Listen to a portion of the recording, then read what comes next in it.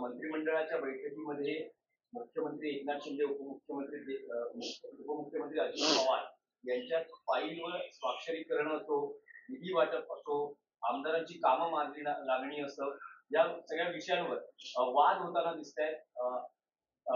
2 आठवड्यांपूर्वी गिरीश महाजन आणि अजित पवार यांच्यामध्ये असाच मुद्द्यांवरून वाद झाला होता आणि आता ताजं प्रकरण आहे या मंत्रिमंडळाच्या बैठकीचं, ज्यात अजित पवार त्याला वाद म्हणण्यापेक्षा आम्ही 3 टोळ्यातल्या गँगवॉर म्हणतो.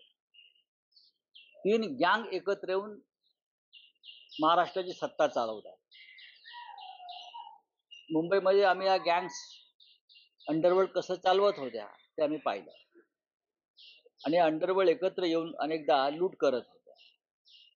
आज महाराष्ट्राचं सरकार सुद्धा 3 गँग चालवत आहे आणि मग त्या गँगच्या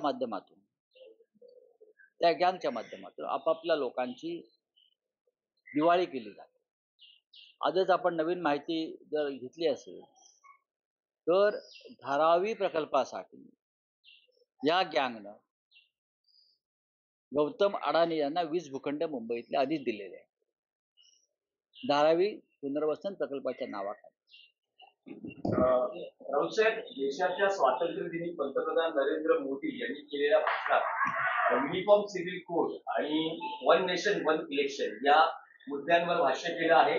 देश पातळीवर या मुद्द्यांवर किंवा या 2 विषयांवर चर्चा होणं गरजेचं आहे असं पंतप्रधानांनी भाषणात म्हटलं.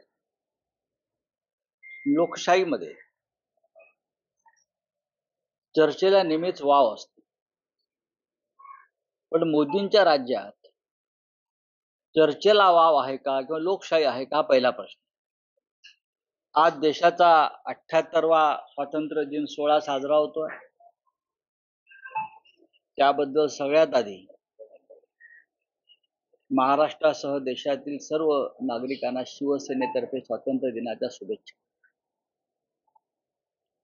खरं म्हणजे लाल किल्ल्यावरून आज मोदींचं भाषण जे झालं त्याचं वैशिष्ट्य हे होतं की 10 वर्षात प्रथमच विरोधी पक्ष नेते म्हणून राहुल गांधी त्या सोहळ्याला उपस्थित होते आणि ते लाल किल्ल्यावरील आजच्या स्वातंत्र्य दिनाच्या सोहळ्याचे मुख्य आकर्षण राहुल गांधी होते, हे मी पाहत होतो.